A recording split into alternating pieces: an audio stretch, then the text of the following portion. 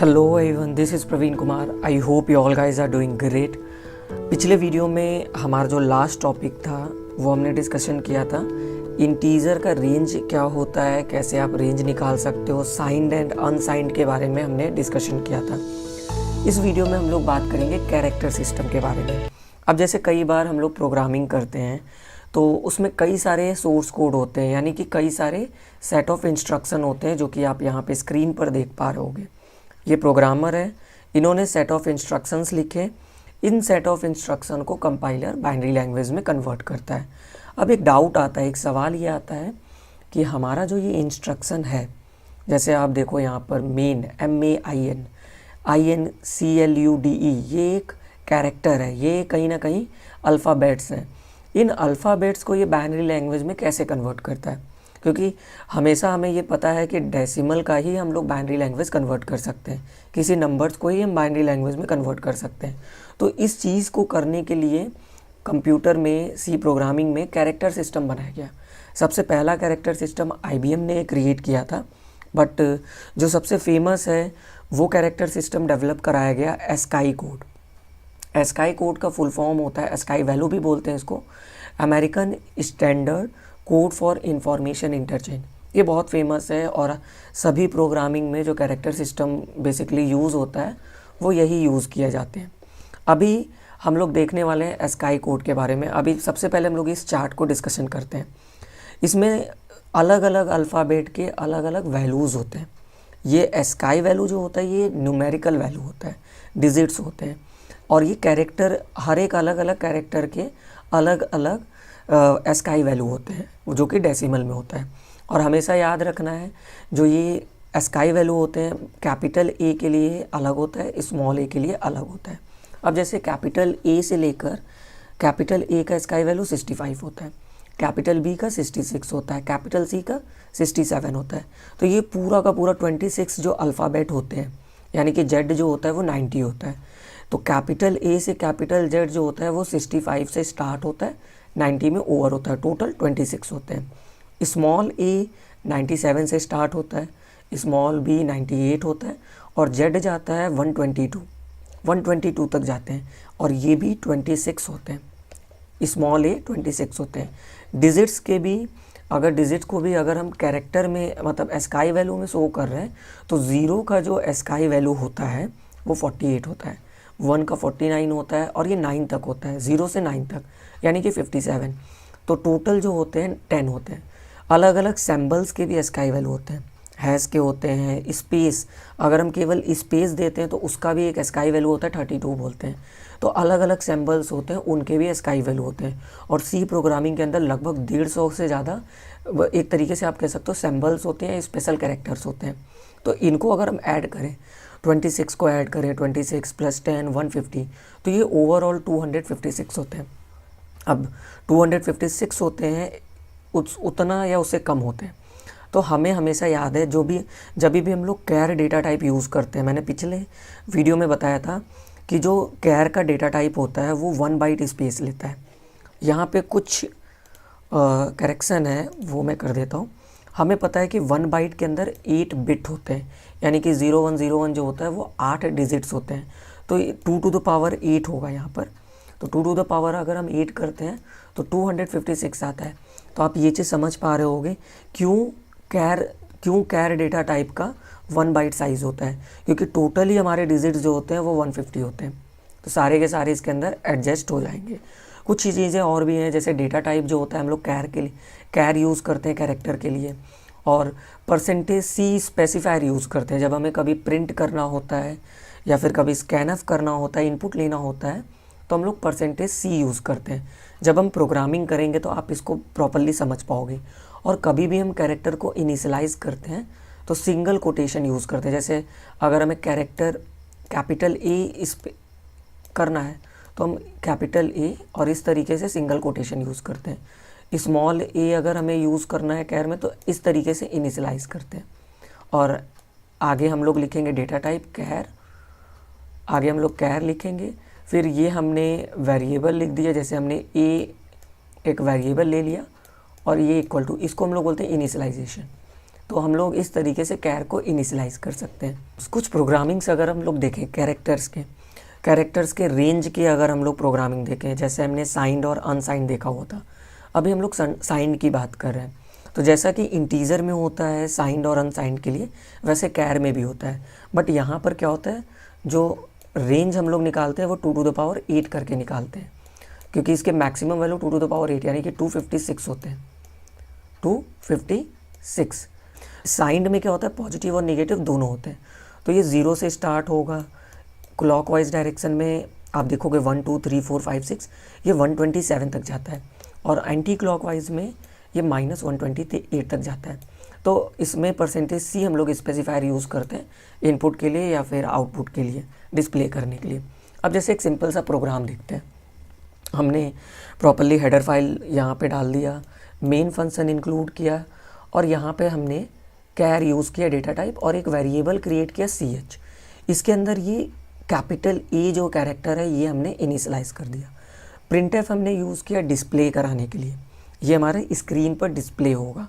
हमने कैरेक्टर लिखा, सेमीकोलन लिखा, %C। इस %C की जगह पर हमारा इस CH के वेरिएबल के अंदर जो भी वैल्यू है वो यहाँ पे शो होगा जब हम डिस्प्ले करेंगे। और अगर हमें इसी का स्काई वैल्यू प्रिंट करना है तो फिर प्रिंटफ करेंगे, ये हमने खुद से डाल दिया स्काई वैल्यू जो डिस्प्ले होगा, और यहाँ पे हमने %D लिखा है।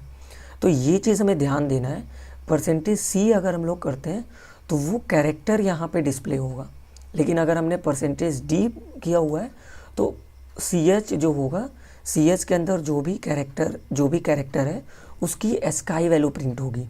तो इसका आउटपुट अगर हम लोग देखें तो इस तरीके से शो होता है। A होता है हमारा %C की जगह पर, और %D की जगह पे A का स्काई वैल्यू होता है जो कि 65 होता है। और एक एग्जांपल देखते हैं। अब जैसे हमने यहाँ पे साइंड यूज़ किया हुआ है, यानी कि पॉजिटिव निगेटिव दोनों है, कैर डेटा टाइप यूज़ किया, वेरिएबल CH हो गया, और हमने 127। अब ये 127 ऑटोमेटिकली अगर हमने कैर डेटा टाइप यूज़ किया है ना, तो ये ऑटोमेटिकली क्या होता है, ये स्काई लेता है। ध्यान देना है, ये स्काई वैल्यू है। अगर यहाँ पे अगर हमने इसी चीज़ को इन्वर्टेड कॉमा के अंदर लिखा होता, जैसे इस तरीके से हमने लिखा होता, तो ये 127 जो है ये एरर आ जाता। ये एरर इसलिए आ जाता क्योंकि ऐसा कोई कैरेक्टर होता ही नहीं है, 127 कैरेक्टर होता ही नहीं, डिजिट भी 0 से 9 तक ही होता है, तो ये प्रॉब्लम हो जाता। तो अब अगर हमने प्रिंटफ किया, %D लिखा, तो ध्यान देना है, हम ये मेरा ऑलरेडी स्काई वैल्यू है और इसी को हम लोग प्रिंट करा रहे हैं, तो यहाँ पर CH की वैल्यू क्या होगी, 127 होगी, क्योंकि 127 साइंड के रेंज में आता है। हम आउटपुट देख लेते हैं, तो ये हमारा इस तरीके से आउटपुट आ जाएगा। एक और एग्जांपल अगर हम लोग देखें, अगर हमने यही 128 कर दिया, ये हमारा आउट ऑफ रेंज हो गया, तो ये इस डायरेक्शन में जाएगा, तो -128 प्रिंट होता है, जैसा हमने ऑलरेडी पिछले एग्जांपल में देखा हुआ है। तो -128 यहाँ पे प्रिंट हो जाएगा। आगे चलते हैं अनसाइंड कैर के लिए। अनसाइंड कैर जो होता है इसमें 0 से स्टार्ट होता है, और ये क्लॉकवाइज डायरेक्शन में ये पूरा जाता है 255 तक, मतलब 0 से लेकर 255 टोटल इसके रेंज होते हैं, पॉजिटिव वैल्यूज़ होते हैं। अब इसके लिए अगर हम एक एग्जांपल देखें, अब अनसाइंड अगर हमने यूज़ किया है और 128 हमने स्काई वैल्यू डाला है, ये स्काई वैल्यू है। अगर कैर में कैर डेटा टाइप के साथ इन्वर्टेड कॉमा नहीं दिया हुआ है तो मान लेना वो स्काई वैल्यू है, और %D करके हम उसको प्रिंट कराएंगे। तो इसको अगर हमने प्रिंट कराया तो इस रेंज के अंदर आता है, अनसाइंड के अंदर 128 आता है। आप देखो यहाँ पर 128 आता है, तो ये 128 प्रिंट करेगा।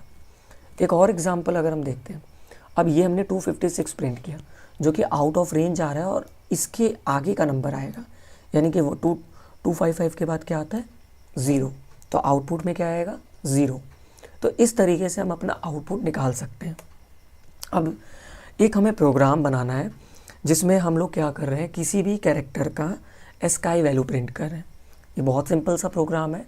हमें करना क्या है, हमने अपना हेडर फाइल इंक्लूड किया, मेन फंक्शन डाल दिया, एक कैरेक्टर लिया है हमने कैर CH, प्रिंटफ में हमने डाल दिया कि भाई अपना कैरेक्टर एंटर कराओ, ये हमने डिस्प्ले करा दिया। ये स्क्रीन पर शो होगा जब हम प्रिंटफ यूज़ करके डबल कोटेशन के अंदर ये चीज़ें लिखते हैं, जो भी आप लिखोगे सब शो होगा। और सेमीकोलन जो होता है वो टर्मिनेशन के लिए होता है। स्कैनफ जो होता है एक बहुत इंपॉर्टेंट फंक्शन है जो stdio.h हेडर फाइल के अंदर होता है। ये इनपुट लेने के लिए होता है। आपसे स्क्रीन से ये इनपुट लेगा, तो हमेशा हमें जो भी डेटा टाइप हमने यूज़ किया है उसी का स्पेसिफायर यूज़ करेंगे। अगर हमने इंट यूज़ किया होता तो %d यूज़ करते हैं, कैर हमने डाला है तो %c डालेंगे, क्योंकि स्पेसिफायर इसको बोलते हैं। और हमेशा याद रखना है, जब हम वेरिएबल डिफाइन करते हैं स्कैनएफ के अंदर तो एम्बर स्टैंड का साइन देते हैं, इसको हम लोग एम्बर स्टैंड बोलते हैं। ये बेसिकली करता क्या है, ch वेरिएबल का एड्रेस बताता है भाई, ये बताता है कि ch जो है इसका एड्रेस जो है उस एड्रेस पर तुम्हें जाके वैल्यू स्टोर करना है। तो ये स्कैनएफ के लिए हमारा सिंटैक्स होता है। बाकी फिर हमने प्रिंट कर दिया कि sky value of %c is %d। तो इस वाले ch जो होगा वो %c स्पेसिफायर से डिनोट हो रहा है, और ये वाला जो होगा वो %d से स्पेसिफायर हो रहा है। अब हम अगर इस आउटपुट देखें तो सबसे पहले हमें कैरेक्टर डालना पड़ेगा। अब जैसे मैंने कैपिटल ए कैरेक्टर इनपुट किया और एंटर किया तो ऑटोमेटिकली यहाँ पर ए आ जाएगा और यहाँ पे 65 आ जाएगा।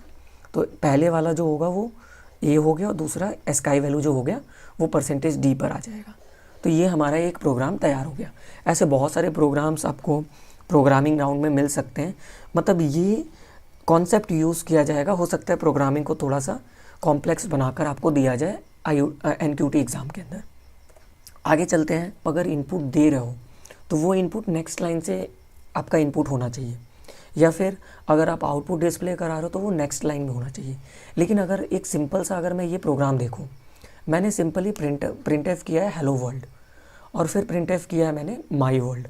अब अगर हम इसको प्रिंट करते हैं तो हम देख रहे हैं ये अलग अलग लाइन में प्रिंट नहीं हो रहा है, ये दोनों एक दूसरे से अटैच्ड है। अब सवाल ये आता है कि इसको अलग अलग लाइन में प्रिंट कैसे करना है। तो इसके लिए भी एक कीवर्ड होता है जो हमारे सी प्रोग्रामिंग के अंदर होता है। तो ये होता है \n। \n हम लोग यूज़ करते हैं नए लाइन में आने के लिए। अगर हमने प्रिंटएफ यूज़ किया है, प्रिंटएफ में यूज़ किया तो अगले नए लाइन में वो प्रिंट होगा। स्कैनएफ में यूज़ किया है तो अगले नए लाइन से वो आउटपुट लेना स्टार्ट करेगा। पर \t जो होता है ये स्पेस के लिए होता है। अगर हम दो वर्ड के अंदर एक टैब वाला स्पेस लेना चाहते हैं, बड़ा सा स्पेस लेना चाहते हैं, तो हम ये \t यूज़ करते हैं। अब इसको याद कैसे करना है, क्योंकि हमें सबको पता है एक ये वाला सिंबल होता है और एक ये वाला सिंबल भी होता है। इसको हम लोग बैकस्लैश बोलते हैं, इसको हम लोग फॉरवर्ड स्लैश बोलते हैं। तो कई बार कन्फ्यूज़न हो जाता है, तो ध्यान देना है। इसको मैं इस तरीके से याद रखता हूँ। आप इस पिक्चर को देखो ध्यान से, ये फेस है, ये एक पर्सन है और ये पीछे के साइड में गिर रहा है, इस साइड में ये गिर रहा है, और ये वाला पर्सन जो है ये फॉरवर्ड साइड में गिर रहा है, मतलब मुंह के बल गिर रहा है और ये सर के बल गिर रहा है। तो हम लोग जब भी प्रोग्रामिंग में यूज़ करते हैं तो बैकस्लैश, पीछे के बल गिरने वाले को हम लोग यूज़ करते हैं, और पीछे के बल गिरने वाले को हम लोग बैकस्लैश बोलते हैं। आगे के साइड गिरने वाले को हम लोग क्या बोलते हैं, फॉरवर्ड स्लैश, मतलब मुंह के बल गिरने वाले को। आप इमेजिन कर लेना कि मैं अगर फिसल रहा हूँ और आगे के साइड गिर रहा हूँ तो मतलब फॉरवर्ड स्लैश, पीछे के साइड गिर रहा हूँ तो मतलब बैकस्लैश। तो इस तरीके से आप कभी भूलोगे नहीं, ये चीज़ें याद रहेंगी आपको। अब हम कुछ एग्जांपल्स देखते हैं। जैसे हमने इसी एग्जांपल में हेलो वर्ड हमने यूज़ किया, ये हमारा फर्स्ट लाइन में डिस्प्ले होगा। लेकिन यही चीज़ अगर हमने \n यूज़ किया इस इन्वर्टेड कॉमा के अंदर, मतलब जो भी हमारा कंटेंट है उसके पहले और उसके बाद हमने अपना कंटेंट डाला, तो ये ऑटोमेटिकली हमारा क्या होता है, सेकेंड लाइन में प्रिंट होता है। आउटपुट देखते हैं। आप देखो फर्स्ट लाइन में हेलो वर्ड हुआ एंड सेकेंड लाइन में क्या हुआ, माई वर्ल्ड। अब हम लोग दूसरा एग्जाम्पल देखते हैं। अगर हमने यहाँ पर \t यूज़ कर दिया तो देखिए हमारा आउटपुट क्या आएगा। अब देखो इतना सा स्पेस आ जाता है, इसको हम लोग बोलते हैं टैब वाला स्पेस, बेसिकली टैब स्पेस। जब आप टैब दबाते हो MS वर्ल्ड के अंदर या फिर वर्ल्ड पैड के अंदर तो इतने बड़े बड़े स्पेसिंग हो जाती है। तो ये %t भी जो \t भी जो होता है ना, ये स्पेसिंग के लिए होता है। नाउ एक हेडर फाइल है limits.h और एक है साइज ऑफ फंक्शन। हमेशा याद रखना है .h जो होता है ये हेडर फाइल को इंडिकेट करता है और पैरेंथेसिस हमेशा इंडिकेट करते हैं फंक्शंस को। इसके बारे में हमने पिछले वीडियो में देखा हुआ है। अभी तक हमने जितनी भी चीज़ें पढ़ी कि किसी भी डेटा टाइप का साइज़ क्या होता है, कितने बाइट वो मेमोरी लेता है, या कोई भी साइंड और अनसाइंड जो हमारे वेरिएबल्स हैं, जो हमारे कैरेक्टर्स हैं, वो कितने, मतलब वो उसका रेंज कैसे निकालते हैं। तो इन दोनों ही चीज़ों से आप वो बहुत सारे कैलकुलेशन को प्रोग्रामिंग में करके अपना आउटपुट निकाल सकते हो। For an example, size of का मतलब क्या होता है? साइज़ ऑफ फंक्शन ये एक प्री डिफाइंड फंक्शन होता है, पहले से ही सी प्रोग्रामिंग के अंदर होता है।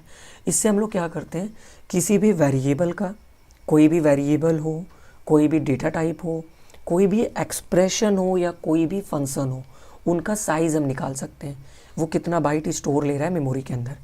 और लिमिट डॉट एच जो होता है ये हेडर फाइल होता है, लिमिट्स डॉट एच, इसके अंदर बहुत सारे प्री डिफाइंड वेरिएबल्स होते हैं। वो वेरिएबल्स हम चेंज नहीं कर सकते, वो केस सेंसिटिव होते हैं, मतलब हम उसको, अगर वो कैपिटल लेटर में तो हम उसको छोटे अक्षरों में नहीं लिख सकते, केस सेंसिटिव होते हैं। ये ऐसे होते हैं, ऐसे वेरिएबल्स होते हैं जो अलग अलग डेटा टाइप के रेंज देते हैं, साइंड के रेंज देते हैं, अनसाइंड के रेंज देते हैं, जो अभी हमने कैलकुलेशन में देखा हुआ था। कुछ वेरिएबल्स होते हैं, वेरिएबल्स के बेसिकली दो तरीके के होते हैं। ग्लोबल वेरिएबल, ये इंटरव्यू में पूछा जाता है, ग्लोबल वेरिएबल क्या होता है, लोकल वेरिएबल क्या होता है। ग्लोबल वेरिएबल ऐसा वेरिएबल जो पूरे प्रोग्राम में कहीं पर भी आप यूज़ कर सकते हो, मतलब कहीं पर भी यूज़ कर सकते हो, फंक्शन के अंदर, मेन फंक्शन के अंदर, किसी और फंक्शन के अंदर यूज़ कर सकते हो। और ये हमेशा मेन फंक्शन के बाहर लिखा जाता है, मतलब अगर आप प्रोग्रामिंग लिख रहे हो तो हैज़ इंक्लूड और मेन फंक्शन के बीच में लिखा जाता है, ठीक है। लेकिन यही चीज़ अगर लोकल वेरिएबल की बात हो रही है, लोकल वेरिएबल किसी फंक्शन के अंदर हम लोग डिफाइन करते हैं, तो वो फंक्शन के बाहर वो वर्क नहीं करेगा, एग्जिस्टेंस उसका उसी फंक्शन के ब्लॉक के अंदर होता है, तो उसको हम लोग लोकल वेरिएबल बोलते हैं। कांस्टेंट वेरिएबल क्या होता है? कांस्टेंट एक ऐसा वेरिएबल होता है जिनको हम चेंज नहीं कर सकते। बहुत सारे ऐसे वेरिएबल्स हैं जो आगे हम लोग प्रोग्रामिंग में चेक करेंगे, एग्जांपल्स में देखेंगे, जिसको हम लोग चेंज नहीं कर सकते। अब अगर हम सबसे पहले लिमिट्स की बात करें, हम पहले लिमिट्स की बात करते हैं। हमने पढ़ा था कि कई तरीके की डेटा टाइप होते हैं, शॉर्ट, इंट, लॉन्ग और कैर होते हैं। अब अगर हमें साइंड का अगर हमें रेंज निकालना है तो एक प्री डिफाइंड वेरिएबल बनाया गया है SHRT_MIN। ये मिनिमम शॉर्ट का रेंज निकालने के लिए होता है। मैक्सिमम के लिए SHRT_max यूज़ करते हैं। उसी तरीके से इंड के लिए ये वेरिएबल है INT_mean, लॉन्ग के लिए LONG_mean। अब इसको इसी तरीके से लिखना है, कैपिटल लेटर में, स्मॉल लेटर में हम नहीं लिख सकते। कैर के लिए ये लिखना है। अनसाइंड के लिए मिनिमम वाला नहीं होता है, क्योंकि हम सबको पता है कि अनसाइंड का जो मिनिमम होता है वो 0 ही होता है, तो हमेशा मैक्सिमम होता है। और इसमें क्या करते हैं हम लोग, USHRT_max यूज़ करते हैं। इंड के लिए UINT_max यूज़ करते हैं। लॉन्ग के लिए ULONG_max यूज़ करते हैं। तो हम इसको यूज़ करके, इस वेरिएबल को यूज़ करके प्रोग्रामिंग के थ्रू रेंज निकाल सकते हैं। इसकी प्रोग्रामिंग आगे हम लोग देखेंगे। अब हम साइज़ की बात करते हैं। जैसे हम साइज़ का एग्जांपल देखते हैं। हमने क्या किया, हेडर फाइल डिफ़ाइन किया, मेन फंक्शन डिफ़ाइन किया, और ये हमने ब्लॉक बनाया करली ब्रैकेट से। हमने एक कैरेक्टर बनाया जो कि कैर डेटा टाइप के अंदर है, सी, शॉर्ट INTS, मतलब शॉर्ट इंटीजर, ऐसे एक वेरिएबल क्रिएट किया। अब अगर हमने प्रिंट किया साइज़ ऑफ सी, अब आप ध्यान दो, हमने पहले भी पढ़ा हुआ है, सी जो है ये कैर डेटा टाइप है, मतलब कैरेक्टर है। तो कैरेक्टर के जो साइज़ होती है वो क्या होती है, 1 बाइट। तो आप देखो यहाँ पर ऑटोमेटिकली 1 आ जाता है, 1 बाइट। अगर हमने यस का अगर हमने साइज़ ऑफ फंक्शन के अंदर अगर हमने यस लिखा तो इंटीजर, और वो भी शॉर्ट इंटीजर का आपका साइज़ आ जाता है जो कि होता है 2 बाइट। और अगर हमने डायरेक्टली फ्लोट लिख दिया, डायरेक्टली हमने डेटा टाइप लिख दिया, तो डेटा टाइप फ्लोट का क्या होता है, साइज़ कितना लेता है, 4 बाइट। तो इस तरीके से हम साइज़ ऑफ फंक्शन यूज़ कर सकते हैं। स्मॉल लेटर में हमें हमेशा यूज़ करना है। ऐसे बहुत सारे क्वेश्चंस आपको NQT के मल्टीपल चॉइस क्वेश्चन में मिलेंगे और वो आपसे आउटपुट पूछते हैं, तो ये कॉन्सेप्ट हमारा क्लियर होना चाहिए। लिमिट डॉट एच के अगर हम एग्जांपल्स देखें, हमने क्या किया, सबसे पहले ध्यान देना है, मैंने ऑलरेडी बोला हुआ है पिछले वीडियो में, जब भी हम कभी भी कोई भी हेडर फाइल के फंक्शंस यूज़ करते हैं तो हमें हेडर फाइल पहले ऊपर डिफाइन करना होता है। जैसे हमने यहाँ पे हैज़ इंक्लूड, इस greater than and less than sign के अंदर लिमिट्स डॉट एच यूज़ किया हुआ है, हेडर फाइल यूज़ किया है, तभी जाकर हम ये वेरिएबल्स यहाँ पे यूज़ कर सकते हैं। हमने क्या किया, हमने printf यूज़ किया, %d, और ये मिनिमम के लिए SHRT_mean यूज़ किया।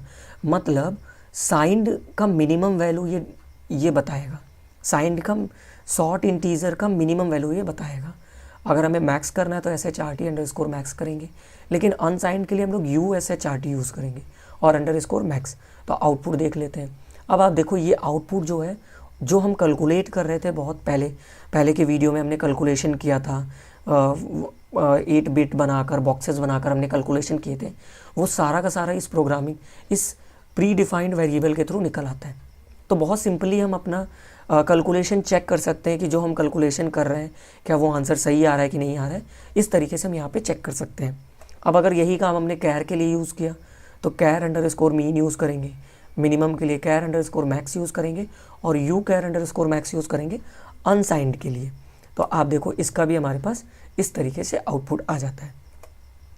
अब हम बात कर रहे हैं मॉडिफाई ऑपरेटर के बारे में। मॉडिफाई ऑपरेटर बहुत इम्पॉर्टेंट, आप कह सकते हो एक बहुत अच्छा ऑपरेटर होता है। हालांकि बहुत सारे ऑपरेटर्स आपको मिल जाएंगे सी के अंदर, अरिथमेटिक ऑपरेटर जो प्लस माइनस करने के लिए होते हैं, एंड और नॉट के भी कुछ लॉजिकल ऑपरेटर्स होते हैं, बहुत सारे ऑपरेटर्स होते हैं। बट मॉडिफायर ऑपरेटर बहुत इंपॉर्टेंट है। इससे आपको 1-2 क्वेश्चन ज़रूर मिलने वाले हैं, आपको ज़रूर मिलने वाला है एमसीक्यू के अंदर। तो इसको कई बार यूनरी ऑपरेटर के नाम से भी जानते हैं, हम लोग इसको यूनरी ऑपरेटर में भी बोलते हैं। इसमें 2 चीज़ें होती हैं, एक होता है प्लस प्लस और एक होता है माइनस माइनस। इसी को हम लोग बोलते हैं, इसको हम लोग प्लस प्लस को इंक्रीमेंट बोलते हैं और माइनस माइनस को डिक्रीमेंट बोलते हैं। और इसको अगर मैं सिंपल शब्दों में बोलूँ, प्लस प्लस का मतलब होता है कि 1 जो भी हमारा वैल्यू है उसमें 1 ऐड कर देना, और माइनस माइनस का मतलब होता है जो भी हमारा वैल्यू है उसमें 1 माइनस कर देना, यूनरी ऑपरेटर। अब इसको हम अगर क्लासीफाई करें तो इंक्रीमेंट होता है, डिक्रीमेंट होता है। इंक्रीमेंट को भी हम लोग प्री और पोस्ट से डिफाइन करते हैं, डिक्रीमेंट को भी हम लोग प्री एंड पोस्ट को डिफाइन करते हैं। प्री एंड पोस्ट का मतलब क्या होता है, उस यूनरी मॉडिफायर का पोजीशन बताता है। अगर हमने वेरिएबल के पहले प्लस प्लस यूज़ किया है तो ये इंक्रीमेंट है और प्री है, मतलब प्री इंक्रीमेंट बोलेंगे। लेकिन अगर हमने वेरिएबल के बाद में यूज़ किया है तो उसको हम लोग बोलते हैं पोस्ट इंक्रीमेंट। इसी तरीके से डिक्रीमेंट भी होता है माइनस माइनस के लिए। अब इसको समझने के लिए कैसे ये काम करता है मॉडिफाई ऑपरेटर, ये हमें कुछ स्टेप्स याद करने हैं। हमेशा ये स्टेप्स याद रखिएगा। सबसे पहले प्री इंक्रीमेंट या प्री डिक्रीमेंट होता है, उसके बाद सब्सटीट्यूशन होता है, मतलब रिप्लेसमेंट होता है। एवोल्यूशन का मतलब होता है सॉल्यूशन, जो भी हमारा एक्सप्रेशन दिया हुआ है अरिथमेटिक लॉजिकल वो पहले सॉल्व होता है, फिर उसके बाद जो भी वैल्यू रिजल्ट में आता है वो असाइन कर दिया जाता है, और लास्ट में हमारा पोस्ट इंक्रीमेंट या पोस्ट डिक्रीमेंट होता है। आप इन चीज़ों को याद कर लीजिए, इस चीज़ों को याद कर लीजिए। अब हम थोड़ा सा एग्जांपल्स देखते हैं। जैसे एक ये मैंने प्रोग्राम हालांकि ये मैंने प्रोग्राम ऑलरेडी कोडिंग में लिखा हुआ है, आप केवल ये देखो, ये 2 लाइन देखो, ये 2 लाइन देखो। हमने एक x इंटीजर लिया है, एक x वेरिएबल लिया है जो कि इंटीजर डेटा टाइप का है। इसके अंदर हमने 10 असाइन कर दिया, बट y क्या है, ये प्लस प्लस x है। प्लस प्लस x का मतलब क्या होता है, प्री इंक्रीमेंट। तो x के अंदर 10 है, तो अगर आप देखो प्री इंक्रीमेंट हमारा स्टेप 1 है, तो x के अंदर 10 है, तो प्लस प्लस 1 का क्या मतलब है कि 10 के अंदर 1 ऐड कर दो तो ये 11 हो जाएगा। मतलब ये हमारा जो x की वैल्यू है वो चेंज हो गई है, 11 हो गई। ये x की न्यू वैल्यू है, ये न्यू वैल्यू होती है हमारी x की, क्योंकि हमारा प्री इंक्रीमेंट हो रहा है। फिर हमने क्या किया, सब्सटीट्यूशन, मतलब ये जो न्यू वैल्यू आई है x की जगह पर, इस पूरे जो हमारा प्री है, इस पूरे की जगह पर हमने क्या किया, 11 रख दिया। मतलब ये इस जगह को हमने चेंज करके कट करके हमने 11 कर दिया, न्यू वैल्यू, सब्सटीट्यूशन बोलते हैं। एवोल्यूशन, यहाँ पे कोई मैथमेटिक ऑपरेशन तो है नहीं, तो हम यहाँ पे कोई भी एवोल्यूशन नहीं करेंगे। असाइनमेंट का क्या मतलब होता है, जो भी वैल्यू आई है वो असाइन करेंगे। मतलब अगर आप देखो यहाँ पे असाइन हम लोग क्या कर रहे हैं, 11 को हम लोग y के अंदर असाइन कर रहे हैं। इक्वल टू साइन हम लोग यूज़ करते हैं असाइन के लिए, और डबल इक्वल टू हम लोग डबल इक्वल टू अगर दिया हुआ है ये कंपैरिजन के लिए होता है। मतलब क्या इधर वाली वैल्यू इसके बराबर है कि नहीं है, वो आपका कंडीशनल एक्सप्रेशन ऑपरेशन होता है, ये असाइनमेंट के लिए। तो y के अंदर वैल्यू क्या स्टोर हो जाएगा, 11। और लास्ट में हम देखें पोस्ट इंक्रीमेंट, इन पूरे प्रोग्राम के अंदर कहीं भी पोस्ट इंक्रीमेंट यूज़ नहीं हुआ है, तो ये भी हम नहीं करेंगे। अब इसका अगर हम आउटपुट देखें तो x की वैल्यू भी 11 है और y की भी वैल्यू 11 है, तो आउटपुट में भी आप देखोगे यही है। ये मैंने कंपाइल करके आपको रिजल्ट दिखा दिया। दूसरा प्रोग्रामिंग देखते हैं। हमने x की वैल्यू में 10 लिया, अब यहाँ पे हमने पोस्ट इंक्रीमेंट लिया है x प्लस प्लस, यानी कि पोस्ट इंक्रीमेंट, वेरिएबल के बाद में हम इंक्रीमेंट कर रहे हैं। तो प्री इंक्रीमेंट यहाँ पे कुछ है ही नहीं, तो इसको हम स्किप कर देंगे। फिर हम देखें सब्स्टिट्यूशन, तो जो भी x की वैल्यू है यानी कि 10 है वो हम इसकी जगह पे रख देंगे। तो इसकी जगह पे क्या हो जाएगा, 10 हो जाएगा, मतलब यहाँ पे 10 हो जाएगा। सब्स्टिट्यूशन में x की वैल्यू 10 हो जाएगी। अब एवोल्यूशन यहाँ पे कोई हो ही नहीं रहा है, कोई एक्सप्रेशन है ही नहीं। इस 10 की वैल्यू को फिर हमने असाइन कर दिया y में, तो y की वैल्यू कितनी हो गई, 10 हो गई। और लास्ट में अगर हम देखें पोस्ट इंक्रीमेंट, इस पूरे प्रोग्राम के अंदर x जो है वो हमारा पोस्ट इंक्रीमेंट हम लोग कर रहे हैं। तो इसके अंदर x की वैल्यू कितनी थी, 10, पोस्ट इंक्रीमेंट करेंगे तो क्या हो जाएगा, 11, यानी कि x की वैल्यू जो होगी वो न्यू क्या होगी, 11 होगी। तो x हमारा 11 हो गया और y हमारा क्या होगा, y हमारा 10 होगा।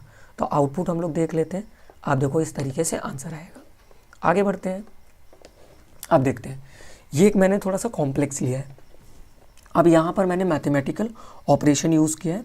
मैंने x की वैल्यू में 10 डाला हुआ है, y की वैल्यू में 20 डाला है, और z भी एक हमारा इंटीजर वेरिएबल है। मैंने x प्लस प्लस यानी कि पोस्ट इंक्रीमेंट यूज़ किया हुआ है। ये अरिथमेटिक ऑपरेशन है, मल्टीप्लिकेशन बोलते हैं इसको हम लोग, और ये प्री डिक्रीमेंट है। प्री डिक्रीमेंट हम लोग यूज़ करें माइनस माइनस वाई को। तो अब अगर इसको हमें इस पूरे एक्सप्रेशन का रिजल्ट निकालना है तो देखिए कैसे निकलेगा। अब हमें देखना है इस पूरे एक्सप्रेशन के अंदर कहीं पर भी प्री इंक्रीमेंट या प्री डिक्रीमेंट है। तो आप देखो ये है हमारा, ये हमारा क्या है, प्री डिक्रीमेंट, यानी कि y की वैल्यू 20 थी, वो डिक्रीज़ होकर कितनी हो जाएगी, -1 करके 19 हो जाएगी। मतलब इस y की जगह पर ये y जो हो गया वो 19 हो गया। ये न्यू वैल्यू हो गई मेरी y की, ये y की मेरी न्यू वैल्यू हो गई। फिर हमने क्या किया, सब्स्टिट्यूशन। सब्स्टिट्यूशन हम जब कर रहे हैं तो दोनों को ही सब्स्टिट्यूट करेंगे, ये नहीं कि जिसका इंक्रीमेंट या डिक्रीमेंट हुआ है प्री वाला उसी को करेंगे। तो इस पूरी की जगह पे हम लोग क्या करेंगे, 10 लिख देंगे, और इस पूरे के y की जगह पे हमने क्या लिख दिया, 19 लिख दिया। तो ये हमारा चेंज हो गया, सब्स्टिट्यूशन हो गया। एवोल्यूशन, एवोल्यूशन में हम क्या कर रहे हैं यहाँ पे, अरिथमेटिक ऑपरेशन यानी कि मल्टीप्लिकेशन। तो 10 × 19 कितना हो गए, 190। अब इन दोनों को सॉल्व करने के बाद क्या आया, 190, और ये 190 हमारा z में असाइन हो गया, यानी कि z की वैल्यू कितनी हो जाएगी, 190। आगे चलते हैं। पूरे एक्सप्रेशन में अगर आप देखो क्या कहीं पर पोस्ट इंक्रीमेंट या पोस्ट डिक्रीमेंट है, तो आप देखो ये है x प्लस प्लस क्या है हमारा, पोस्ट इंक्रीमेंट है। प्लस प्लस है मतलब इंक्रीमेंट है, बढ़ाया जा रहा है। तो x की वैल्यू कितनी थी, 10, और 10 में +1 कर दिए तो क्या हो जाएगा, 11। तो x की वैल्यू चेंज होकर 11 हो जाएगी, y की वैल्यू चेंज होकर 19 हो जाएगा, और z का वैल्यू कितना आएगा, 190। अब इसी को हमने प्रिंट करा दिया, तो आप देखो इस तरीके से आंसर आ जाएगा। एक एग्जांपल और देखते हैं। अब अगर हमने ये यूज़ किया, हमने क्या किया, x की वैल्यू 5 लिया जो कि इंटीजर है, हमने x को ही असाइन किया x प्लस प्लस, और ये अरिथमेटिक ऑपरेशन है प्लस, और फिर प्लस प्लस x यूज़ किया। तो आप देखो यहाँ पे पोस्ट इंक्रीमेंट भी है, प्री इंक्रीमेंट भी है, और हमने अरिथमेटिक ऑपरेशन भी यूज़ किया और असाइनमेंट के लिए इक्वल यूज़ किया। तो आप देखो x की वैल्यू 5 थी, तो यहाँ पर जो होगा ये प्री की जगह पर यहाँ पर आपका 6 हो जाएगा इस वाले पोजीशन पर, और फिर उसके बाद हमने सब्स्टिट्यूशन किया, मतलब इसकी जगह पे हमने 6 कर दिया, और यहाँ पर तो कोई चेंज नहीं होगा क्योंकि ये पोस्ट इंक्रीमेंट है। तो ये हमारा 5 रहेगा, इस पोजीशन पे 5 रहेगा, इस पोजीशन पर 6 रहेगा। दोनों में एवोल्यूशन हमने क्या किया, प्लस का, तो हमने 5 + 6 क्या किया, 11 हो गया। ठीक है, अब इस 11 को हमने असाइन भी x में किया है, तो x की वैल्यू चेंज होकर कितनी हो जाएगी, 11, यानी कि ये अगर आप देखो 11 हो गया, ये नई वैल्यू हो गई। और आगे चलते हैं, देखते हैं हम लोग पोस्ट इंक्रीमेंट या पोस्ट डिक्रीमेंट। इस पूरे एक्सप्रेशन में एक ऐसा, ये जो है ये हमारा पोस्ट इंक्रीमेंट है जो कि अभी तक यूज़ नहीं हुआ है, और वो भी हम लोग किसके साथ कर रहे हैं, x के साथ। तो x की वैल्यू नई जो आई थी वो 11 हुई थी, तो नई 11 वैल्यू को हम चेंज करेंगे 11 + 1 यानी कि 12, तो इसका आउटपुट क्या आएगा, 12।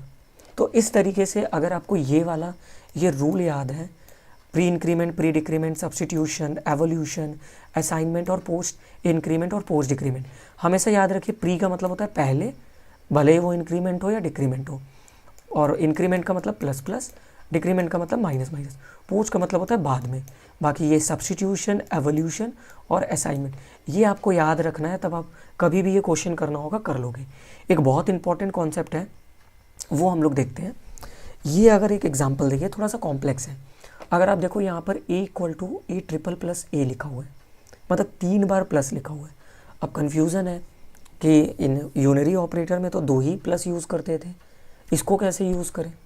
ठीक है, हो सकता है कि इसमें एक यूनरी है और एक अरिथमेटिक ऑपरेशन है, तो एक चॉइस ये भी बन सकता है कि आगे वाला हम प्लस ले लें, आगे वाला हम प्लस ले लें और बाद वाला यूनरी ले लें, या ये भी हो सकता है पहले यूनरी ले लें बाद में अरिथमेटिक वाला प्लस ले लें। 2 तरीके से आप सोच सकते हो। तो इसको, ये बड़ा कन्फ्यूज़न होता है। इसके लिए भी सी के अंदर एक प्रोग्रामिंग बनाया गया है जिसको हम लोग बोलते हैं प्रेसिडेंस। एक बहुत बड़ा टॉपिक है, प्रेसिडेंस बोलते हैं। प्रेसिडेंस का अगर हम लोग एक चार्ट देखें, ये चार्ट हम देख पा रहे हैं, ये प्रेसिडेंस का एक चार्ट है, ये आपको गूगल पे भी मिल जाएगा। इसमें प्रेसिडेंस का मतलब क्या होता है, कौन सा ऑपरेटर आप पहले इस्तेमाल करोगे, सिंपल सा याद रखना है। और एसोसिएटिव का मतलब क्या होता है, फंक्शन हॉरिजेंटली किस डायरेक्शन में मूव करेगा, मतलब पहले आप किस एक्सप्रेशन को पहले लोगे, अगर वो सेम प्रेसिडेंस के अंदर आता है। तो लेफ़्ट टू राइट भी होते हैं, राइट टू लेफ़्ट भी होते हैं। जैसे अगर कोई एक एक्सप्रेशन है जिसके अंदर हमारा प्लस प्लस भी यूज़ किया गया, माइनस माइनस भी यूज़ किया है, तो हमेशा राइट टू लेफ़्ट, मतलब जो राइट में होगा वो पहले करेंगे, फिर उसके बाद आगे बढ़ेंगे, फिर लेफ़्ट तक जाएंगे। तो ये हमारा एसोसिएटिविटी होता है। प्रेसिडेंस का मतलब कौन सा चीज़ हम पहले कर रहे हैं। तो जैसे अगर आप देखो, ब्रैकेट का प्रेसिडेंस सबसे ज़्यादा होता है।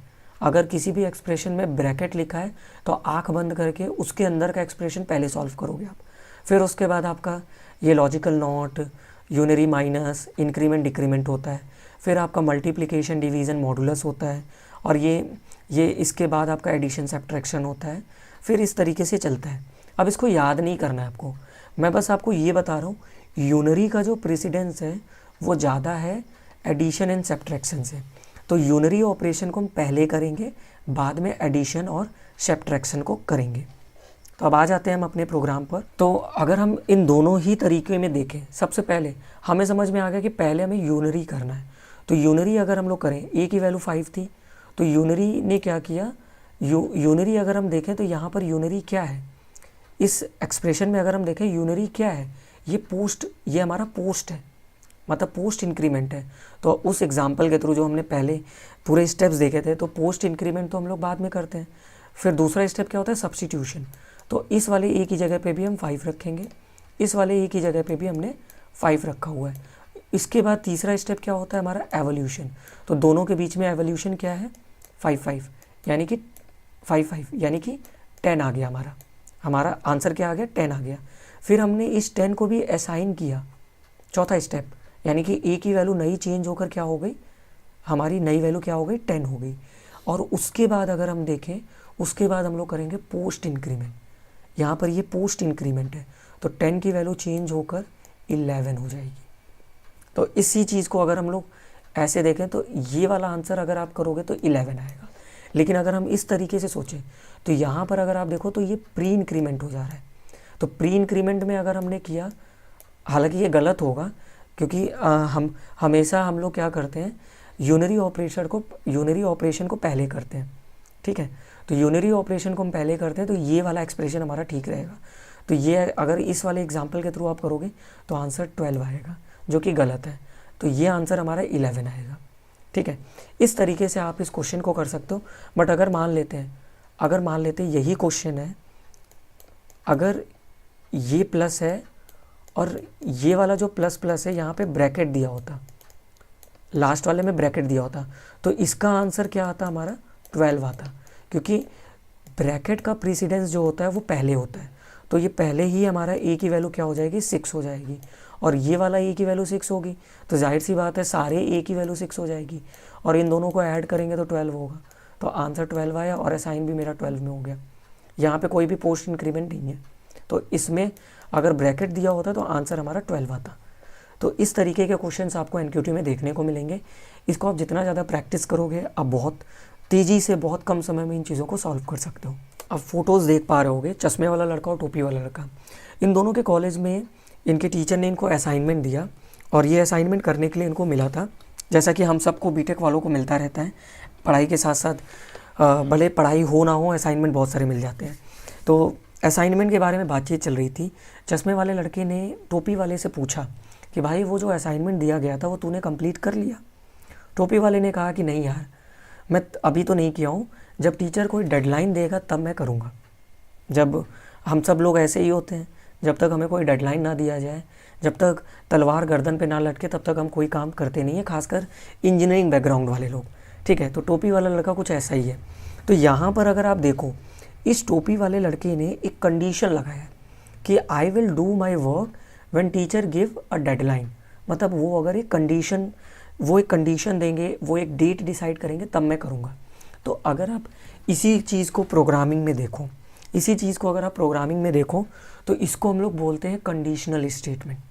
मतलब कोई भी काम अगर आप कर रहे हो उसमें एक कंडीशन लगा देना, उसको हम लोग बोलते हैं कंडीशनल स्टेटमेंट। सी प्रोग्राम के अंदर होता है इफ़ कंडीशन।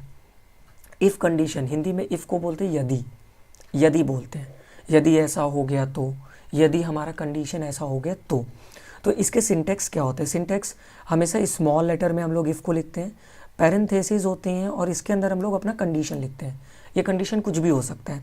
अगर उस बच्चे का एग्जाम्पल देखें तो इस ब्रैकेट के अंदर ये कंडीशन क्या होगा कि इफ़, यहाँ पे हम लोग लिख देंगे इफ़ टीचर गिव अ, हम पहले से हम मान लेते हैं कि if teacher give a deadline, इसको हमने ये एक हमने कंडीशन डाल दिया यहाँ पर इस कंडीशन की जगह पे।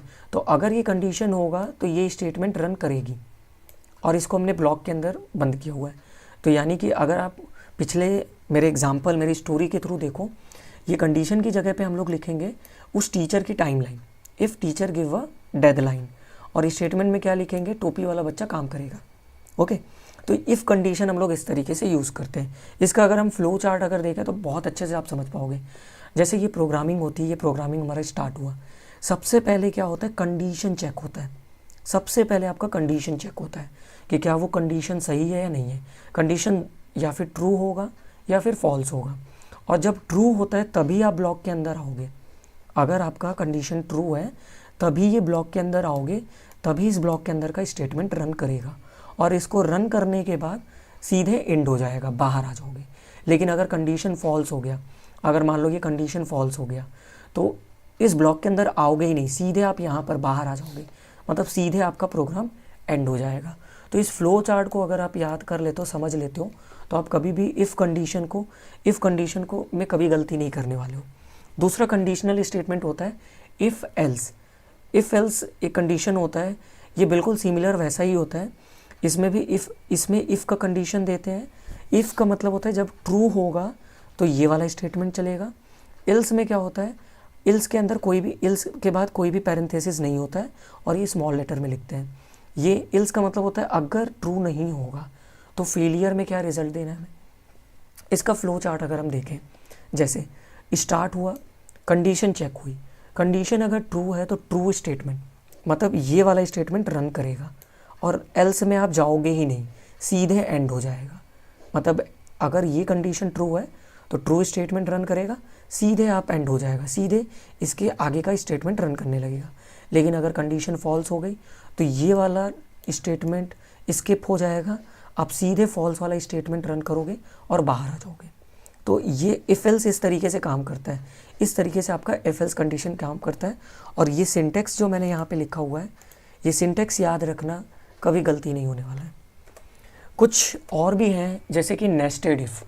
नेस्टेड इफ़ का मतलब होता है कि एक इफ़ ब्लॉक के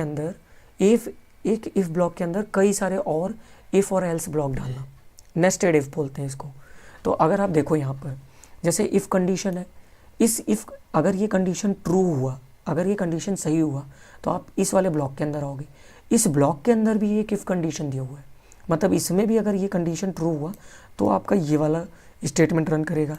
लेकिन इस ब्लॉक के अंदर अगर ये वाला कंडीशन गलत हुआ तो इल्स वाले में आओगे और ये वाला पार्ट रन करेगा।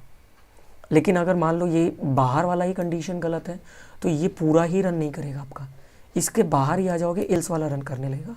और इल्स में भी इफ़ कंडीशन दिया हुआ है, अगर ये सही होता है तो ये वाला स्टेटमेंट रन करेगा, नहीं तो ये रन करेगा। तो इस तरीके से नेस्टेड इफ़ ब्लॉक आपका काम करता है। ये अलग अलग प्रोग्रामिंग के लिए आप यूज़ करते हो जब बहुत सारे कंडीशन के अंदर कंडीशन होते हैं। जैसे अगर आप एक एग्जांपल देखो, अगर एक एग्जांपल हम लोग देखें जैसे 2 4 6 8 10, ये एक हमारा सीरीज़ है। अब अगर मान लीजिए अगर आप देखो तो एक कंडीशन ये हो सकता है, अगर आप ये देखो, एक कंडीशन हम ये बना सकते हैं कि एक ऐसा सीरीज़ बनाइए जो इवन नंबर हो और 3 से डिवाइड होता हो। तो अगर आप इस सीरीज़ में देखोगे तो ये वाला नंबर जो है ये 2 से डिवाइड हो रहा है और 6 के टेबल में भी आता है। तो पहले आप एक कंडीशन लगाओगे कि पहला एक कंडीशन ये हो कि इवन नंबर हो, मतलब एक ऐसा कंडीशन लगाओ कि इवन नंबर हो। इवन नंबर के लिए हम लोग मॉडुलस ऑपरेटर यूज़ करते हैं, इसको हम लोग बोलते हैं मॉडुलस ऑपरेटर। अब जैसे अगर हमने लिखा ए मॉडुलस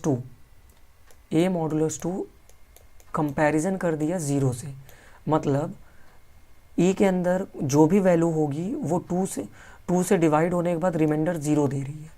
तो सिंपल सी बात है, अगर रिमाइंडर 0 है तो डिविजिबल है। ए के अंदर जो भी वैल्यू होगा वो 2 से डिवाइड होने के बाद 0 आ रहा है। तो इसको अगर आप ये देखो तो ये कंडीशन इवन का होता है। इसके ऊपर प्रोग्रामिंग में बताऊंगा आपको। तो ये वाला कंडीशन चेक हो गया, लेकिन दूसरा कंडीशन आप क्या लगाओगे? दूसरा कंडीशन आप ये भी लगाओगे कि ए मॉडुलस 3 इज इक्वल टू 0, मतलब वो 3 से भी डिवाइड हो तो 0 आए। तो इस कंडीशन में आप क्या होता है, नेस्टेड इफ ब्लॉक का यूज़ करते हो। बाकी आप एल्स पार्ट में मैसेज दिखा सकते हो। इसका फ्लो चार्ट अगर हम यहाँ पे देखें तो आप देखो, स्टार्ट होता है प्रोग्राम, कंडीशन चेक होती है, ट्रू के अंदर आया तो एक और कंडीशन चेक होगा, इसमें भी ट्रू होगा तो इफ़ वाला कंडीशन यानी कि ये वाला कंडीशन रन करेगा, लेकिन फॉल्स होता है तो आपका ये वाला कंडीशन रन करेगा। और इसी तरीके से सिमिलरली ट्रू स्टेटमेंट, जैसे ये अगर फॉल्स हुआ तो एल्स के अंदर आ गए, इसके एफ के अंदर का अगर स्टेटमेंट कंडीशन सही है तो एल्स इफ़ का कंडीशन रन करेगा। लेकिन अगर ये भी गलत है और ये भी गलत है, पूरा का पूरा फेलियर वाला स्टेटमेंट चलेगा और फिर उसके बाद आप लूप से बाहर आ जाओगे। तो इस तरीके से आपका conditional nested if block run करता है। हमें फ्लो चार्ट समझना है। आप इस फ्लो चार्ट को समझ लेते हो तो आप अपने प्रोग्रामिंग खुद से बना सकते हो।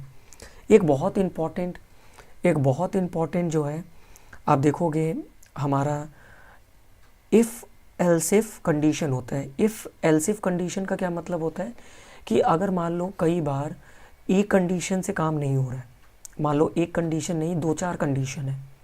जैसे अगर आपको एक प्रोग्राम करना है जिसमें आपको इवन नंबर भी निकालना है, ऑड नंबर भी निकालना है और प्राइम नंबर भी निकालना है, ठीक है, तो आप एक कंडीशन इवन के लिए डाल दोगे। इफ़ एल्स हम लोग यूज़ करते हैं दूसरे कंडीशन के लिए, और उसके बाद हम लोग कई सारे कंडीशन लगा सकते हैं। और ये सारे कंडीशन अगर सही नहीं होते हैं, फेल होते हैं, फॉल्स होते हैं, तो एल्स में जो लिखा रहेगा वो रन करेगा। इसका सिंपल सा अगर हम फ्लो चार्ट देखें तो इसमें अगर ये कंडीशन ट्रू होगा तो केवल ये वाला स्टेटमेंट रन करेगा, फिर उसके बाद आप सीधे बाहर आ जाओगे। लेकिन अगर ये वाला कंडीशन फॉल्स हुआ तो ये वाले कंडीशन को चेक करेंगे, एल्सिफ को कंडीशन 2 को चेक करेंगे। लेकिन अगर ये भी फॉल्स हो गया तो इसको चेक करेंगे, ये भी फॉल्स हो गया तो इसको चेक करेंगे। इस तरीके से रन करता है। लेकिन इस चीज़ को हम लोग स्विच केस से भी यूज़ करते हैं। स्विच केस बहुत इंपॉर्टेंट है। प्रोग्रामिंग ग्राउंड में आपको ये ज़रूर एक प्रोग्रामिंग मिलेगा ही मिलेगा।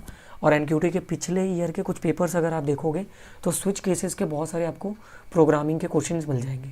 तो स्विच केस क्या होता है? स्विच एक कीवर्ड होता है जो पहले से ही सी प्रोग्रामिंग के अंदर होता है। और ये ध्यान रखना है कि स्मॉल लेटर में हम लोग लिखते हैं SWITCH, switch case. Switch case क्या होता है? अलग अलग कंडीशन को आप सीधे उस कंडीशन को रन करा सकते हो सीधे। जैसे हम यहाँ पे कर रहे थे, बहुत सारे कंडीशन थे, तो ये क्या होता है, अलग अलग ब्लॉक आप रन कर रहे थे। लेकिन स्विच केस क्या करता है, सीधे उस एक्सप्रेशन पर आपका पहुँचा देता है। तो यहाँ पर क्या होता है, जैसे ये सिंटेक्स क्या है, स्विच हमने यूज़ किया, पैरेंथेसिस के अंदर हमने एक्सप्रेशन डाल दिया, हमने कोई भी एक्सप्रेशन डाल दिया, ठीक है। जैसे अगर हमने डाला यहाँ पर कोई भी एक्सप्रेशन हमने डाला, और ये एक्सप्रेशन क्या होता है, केस, स्मॉल लेटर में लिखते हैं केस और स्पेस, ये हमारा कांस्टेंट 1 है और सेमी कॉलन हम लोग देते हैं यहाँ पर। अगर ये वाला कांस्टेंट 1 आएगा तो ये वाले केस के अंदर जो भी स्टेटमेंट लिखी होगी वो रन कर जाएगी, ठीक है।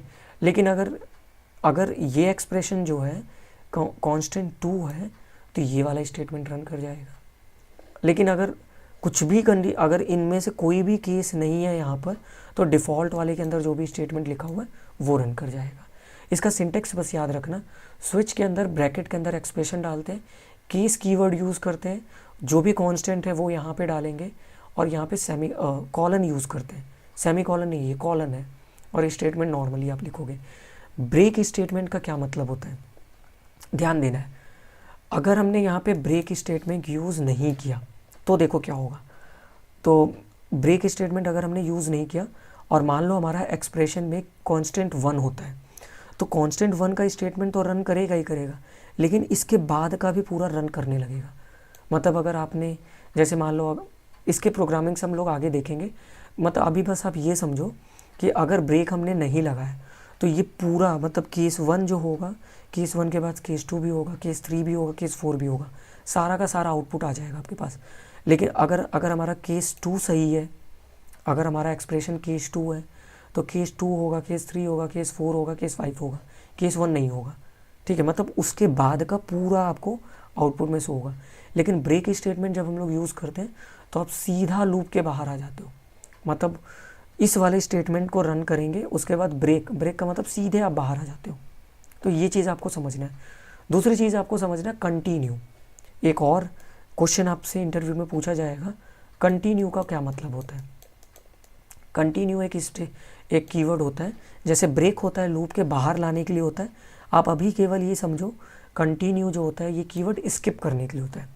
अगर हमने इस ब्रेक की जगह पर कंटिन्यू लगा दिया होता, अगर हमने यहाँ पे कंटिन्यू लगा दिया होता तो क्या होता, कंटिन्यू लगा दिया होता तो इसका ये मतलब होता कि भाई कांस्टेंट 1 अगर सही है तो ये जो है इस स्टेटमेंट को रन मत करो, बाकी का आप रन करना स्टार्ट, मतलब इसको स्किप कर दो। सिंपली आप समझो स्किप करने के लिए होता है ये। इसकी जब हम लोग प्रोग्रामिंग्स देखेंगे तब आप बहुत अच्छे तरीके से समझ पाओगे। इसका फ्लो चार्ट समझ लेते हैं स्विच केस का। ये हमारा एक्सप्रेशन है। अब ये कंडीशन चेक होता है कि क्या ये इक्वल है कंडीशन 1 से। अगर 1 होगा तो कोड ब्लॉक 1 रन करेगा, ठीक है। लेकिन अगर नहीं है तो दूसरे वाला केस से आप कंपेयर करोगे, अगर वो यस है तो कोड सेकंड रन करेगा। लेकिन अगर ये भी नहीं है तो तीसरे वाले कंडीशन से, तीसरे वाले कांस्टेंट केस से आपका कंपेयर किया जाएगा, और अगर ये भी सही है तो आपका ब्लॉक 3 रन करेगा, नहीं तो डिफ़ॉल्ट रन करेगा। तो इस तरीके से, ये ऑलरेडी मैंने आपको समझा दिया, इस तरीके से आपका स्विच केस रन करता है। चश्मे वाले लड़के ने, टोपी वाले लड़के ने असाइनमेंट के बारे में बात किया था। चश्मा वाला लड़का बोलता है कि भाई तुझे पता है, तुझे पता है कि हमारा जो लास्ट डेट है सबमिशन का वो आ चुका है और वो आज ही है। इसने कहा कि अरे ऐसा है क्या, इसने कहा ऐसा है क्या, तो इसने कहा कि भाई अगर तू फेल हो गया ना तो टीचर तुम्हें 10 बार उसी असाइनमेंट को करने के लिए बोलेंगे। तो ये परेशान हो जाता है, कहता है यार फिर तो चलो करते हैं। तो अगर आप इस एग्जाम्पल को देखो, यहाँ पर टीचर ने क्या कहा कि if any student fails to submit the assignment, तो वही काम उसको 10 बार करवाएंगे। मतलब एक कंडीशन है यहाँ पर, अगर कोई बच्चा काम नहीं करेगा, सबमिट नहीं करेगा, तो उसी काम को 10 बार करना है। यानी कि ये एक लूप है, लूप। तो प्रोग्रामिंग के अंदर हम लोग क्या करते हैं, लूपिंग के लिए भी कुछ कीवर्ड्स यूज़ करते हैं और इसका नाम दिया गया है कंट्रोल स्टेटमेंट, ठीक है, कंट्रोल करना। तो कंट्रोल स्टेटमेंट के अंदर अगर हम लोग लूप का डेफिनेशन करें तो execute a block of instruction repeatedly, बार बार वो ब्लॉक रन करेगा जब तक कंडीशन ट्रू है। जब तक कंडीशन ट्रू रहेगा तब तक वो रन करेगा ब्लॉक, और फॉल्स होगा तो आप लूप से बाहर आ जाओगे। इसके अंदर सबसे पहला जो हमारा कंट्रोल स्टेटमेंट होता है वो होता है फॉर लूप। फॉर का मतलब क्या होता है, हिंदी में तो हम लोग इसको लिए बोलते हैं, ठीक है। फॉर लूप का सिंटेक्स होता है इस तरीके से, स्मॉल लेटर में FOR यूज़ करोगे, पैरेंथेसिस बनाओगे, initialization semicolon condition semicolon modify, ठीक है। अभी आप केवल सिंटेक्स समझो। इनिशियलाइजेशन मतलब हमारा जो फॉर लूप है वो इनिशियलाइज मतलब स्टार्टिंग कहाँ से करें। अगर हमें एक प्रोग्राम रन कराना है, जैसे हमें प्रिंट करना है 1 to 10 तक, तो एक तरीका ये है कि हम बार बार प्रिंट एफ करके printf1 printf2 या फिर 1 2 3 4 10 बार printf यूज़ करें। दूसरा तरीका क्या है, लेकिन यही चीज़ अगर हमारा अगर 1000 बार होता है तो 1000 बार तो आप printf यूज़ करोगे नहीं, तब हम लोग लूप के लिए फॉर यूज़ करते हैं। तो हमारा जो इनिशियलाइजेशन है वो 1 है। मतलब अगर हमने एक वेरिएबल लिया x तो उसमें हम लोग 1 डिफाइन करेंगे, मतलब स्टार्टिंग पॉइंट कहाँ है, 1 है। कंडीशन हमने क्या दिया है कि कंडीशन हमें कंडीशन लगाना होगा कि भाई ये कंडीशन ट्रू होगा तभी हमारा ये ब्लॉक के अंदर आना होगा। तो एक कंडीशन हम लोग यहाँ पे देते हैं और कंडीशन के बाद हम ब्लॉक के अंदर आते हैं, फिर हम मॉडिफिकेशन देते हैं। अभी आप केवल सिंटैक्स समझो। इस तरीके से हम ब्लॉक बनाएंगे और अपना स्टेटमेंट लिखेंगे, उसके बाद ब्लॉक को बंद कर देंगे। इसका फ्लो चार्ट समझते हैं। जैसे प्रोग्राम मेरा रन किया, स्टार्ट किया, सबसे पहले ये जाएगा इनिशियलाइजेशन के पास। अगर हम 1 से लेकर 1000 तक प्रिंट करा रहे हैं, फॉर एन एग्जांपल 1 से लेकर अगर हम 1000 तक प्रिंटिंग करा रहे हैं, तो अगर आप देखो यहाँ पर हमारा इनिशियलाइजेशन क्या है, वो 1 है। यानी कि इनिशियलाइजेशन क्या है, ये हमारा 1 है। तो अगर हम एक x वेरिएबल लेते हैं, x के अंदर 1 हमारा ये इनिशियलाइजेशन हो गया। फिर हमने कंडीशन लगा दिया, मान लेते हैं हमने एक कंडीशन ये लगाया कि x की वैल्यू क्या होनी चाहिए, लेस देन या फिर इक्वल टू रहना चाहिए 1000 से, मतलब 1000 से बराबर या फिर कम होना चाहिए। तो ये कंडीशन अगर आप देखो चेक करेगा, ये अगर ये सही होगा तो स्टेटमेंट रन करेगा, ट्रू होगा तो स्टेटमेंट रन करेगा। तो ये हमारे स्टेटमेंट रन किया।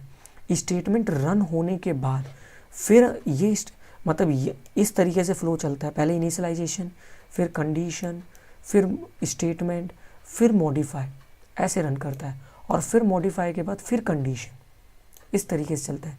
तो मॉडिफाई के बाद क्या होता है, अब जैसे हमने मॉडिफाई में क्या लगा दिया कि भाई स्टेटमेंट रन होने के बाद x के अंदर एक वैल्यू ऐड कर दो, तो ये हमने x++ यूज़ कर दिया। x++ का मतलब क्या होता है, पोस्ट इंक्रीमेंट। तो यानी कि x की वैल्यू 1 थी तो वो 2 हो जाएगी। फिर 2 होने के बाद फिर कंडीशन के पास गए, फिर हमारा ट्रू होगा तो स्टेटमेंट फिर रन करेगा, फिर मॉडिफाई होगा, फिर कंडीशन, फिर ऐसे। तो आप देखो ये पूरा चलता रहेगा जब तक ये कंडीशन फेल नहीं होता, और जब कंडीशन फेल होगा तो सीधे आप बाहर आ जाओगे। इस तरीके से हमारा फॉर लूप रन करता है। इसके ऊपर जब हम प्रोग्रामिंग करेंगे नेक्स्ट वाले वीडियो में, हम लोग नेक्स्ट पार्ट में हम लोग देखेंगे, तब आप सारी चीज़ें अच्छे से समझ पाओगे। दूसरा कंट्रोल स्टेटमेंट होता है वॉइल। वॉइल जो होता है, वॉइल लूप हम लोग लूपिंग के लिए यूज़ करते हैं, रिपीटेशन के लिए यूज़ करते हैं। इनका सिंटैक्स इस तरीके से होता है, वॉइल होता है, पैरेंथेसिस यूज़ करते हैं, उसके अंदर अपना कंडीशन डालेंगे और स्मॉल लेटर में यूज़ करना है। ब्लॉक के अंदर हम स्टेटमेंट भी लिखेंगे और मॉडिफिकेशन, जो मॉडिफिकेशन होता है वो भी ब्लॉक के अंदर ही होता है। फॉर के अंदर तो बाहर ही होता था, यहाँ पे ब्लॉक के अंदर ही होता है। इसका फ्लो चार्ट समझते हैं। स्टार्ट हुआ हमारा प्रोग्राम, कंडीशन चेक करा जाएगा, कंडीशन ट्रू है तो स्टेटमेंट रन करेगा। रन करने के बाद अब स्टेटमेंट के अंदर, उस ब्लॉक के अंदर मॉडिफिकेशन भी आ जाता है आपका, इसी ब्लॉक के अंदर मॉडिफिकेशन भी आ जाता है, ठीक है। मॉडिफाई होने के बाद वो दोबारा से कंडीशन चेक करेगा, फिर ट्रू होता है, स्टेटमेंट, मॉडिफिकेशन, फिर रिपीटेशन। ये चलता रहेगा, तब तक चलेगा जब तक ये फॉल्स नहीं होता है। जैसे ही फॉल्स होगा वो लूप के बाहर आ जाएगा। तो इस तरीके से आपका कंट्रोल स्टेटमेंट रन करता है। तीसरा कंट्रोल स्टेटमेंट होता है डू वाइल। ये बहुत इंपॉर्टेंट है, इससे इंटरव्यू में मेरे ही इंटरव्यू में पूछा गया था, तो आप इसको समझ सकते हो। डू वाइल का सिंटेक्स होता है डू। स्टार्टिंग में हम लोग डू लिखते हैं, फिर सीधे ब्लॉक बनाते हैं, फिर स्टेटमेंट लिखते हैं, मॉडिफिकेशन करते हैं, ब्लॉक को बंद कर देते हैं, और बाद में हम लोग वॉइल लिखते हैं और पैरेंथेसिस बना के कंडीशन लगाते हैं और यहाँ पे सेमी कॉलन लगाते हैं। ध्यान देना है, वॉइल में कोई भी सेमी कॉलन नहीं लगता है, यहाँ पर ये सेमी कॉलन लग रहा है, ठीक है। मतलब ये ब्लॉक यहाँ से ये ख़त्म हो रहा है।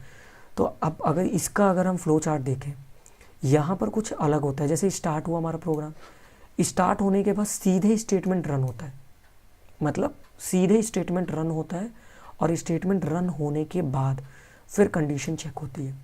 अब अगर कंडीशन ट्रू है तो रिपीट होगा, फिर स्टेटमेंट, फिर कंडीशन चेक करेगा, रिपीट होगा, ऐसे ऐसे चलता है। लेकिन अगर कंडीशन फेल हो गया तो बाहर आ जाएंगे, फॉल्स हो जाएगा। अब एक क्वेश्चन पूछा जाता है डू वाइल एंड वाइल में डिफरेंस क्या है। तो अगर आप फ्लो चार्ट को ध्यान से देखो, स्टार्ट के बाद स्टेटमेंट रन हो रहा है, लेकिन अगर आप वाइल को देखो, अगर आप पिछले वीडियो में देखो, पिछले वाले स्लाइड में देखो, वाइल के में क्या हो रहा है, कंडीशन के बाद में ही स्टेटमेंट रन हो रहा है। तो अगर कंडीशन फेल हो गया वाइल के सिचुएशन में, तो एक भी बार स्टेटमेंट नहीं प्रिंट होगा या एक भी बार वाइल का लूप नहीं चलेगा, अगर वाइल के केस में कंडीशन फॉल्स हो गया। लेकिन अगर आप यहाँ पर अगर फ्लो चार्ट देखो, अगर कंडीशन हमारा फेल भी हो जाए तो भी एक बार स्टेटमेंट तो रन करेगा ही करेगा।